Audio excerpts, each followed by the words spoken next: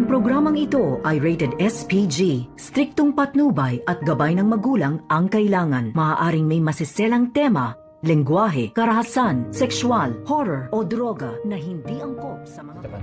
Dahil balak mong bumalik sa Apex, I decided not to give you the slot. Narito na nga ang ating pagkabangan ngayong Miyerkules sa abot kamay na pangarap. Kinagulat nga dito ni Dr. Santos nang i-meeting sila dito ni Dr. Carlos Benitez na inimbitahan nga sila dito ni Dr. Hiroshi papuntang Japan at ang napili nga sana itong si Dr. Santos at itong si Dr. Lyndon Javier. At dahil balak daw na lumipat ni Annalyn sa Apex ay dito na nga na hindi pinirmahan ni Dr. Carlos Benitez ang slot na para sana dito kay Annalyn Santos na para bang binablackmail niya ito kapalit ang paglipat ni Annalyn dito nga sa Apex Hospital.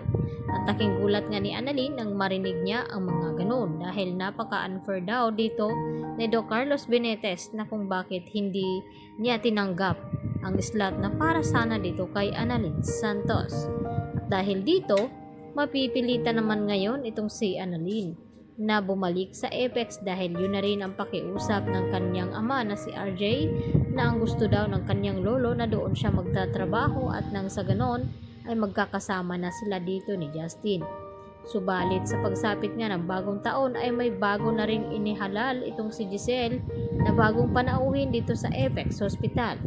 At ito na nga si Eric bilang finance assistant at ito namang si Justin magiging co-owner ng Apex dahil yun nga ang kagustuhan ni Giselle upang makasama ang kanyang anak.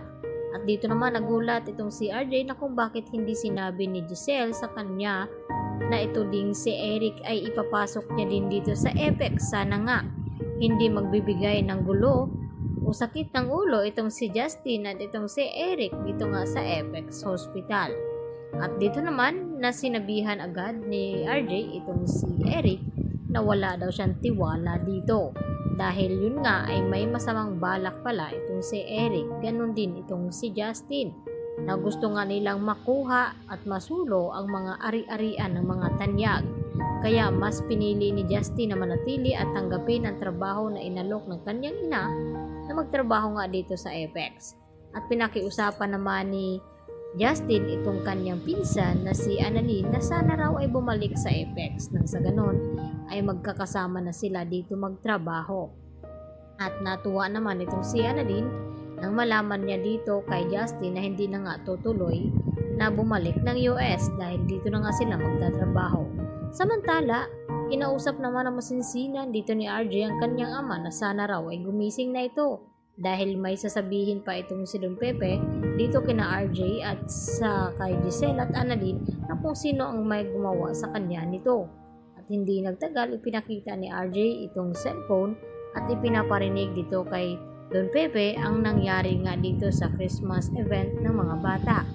At malihim pala itong si Don Pepe. Yun nga ang mga salitang binibitawan dito ni RJ at sa hinawakan nga ni RJ itong si Don Pepe hindi niya namalayan na gumalaw-galaw nga ang kamay nito at hanggang sa gumising na nga itong si Don Pepe.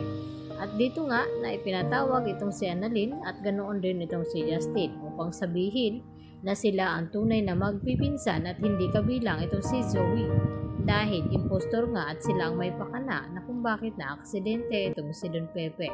Yan ang ating pakatutukan bukas mga kapuso, dito lamang yan sa abot kamay.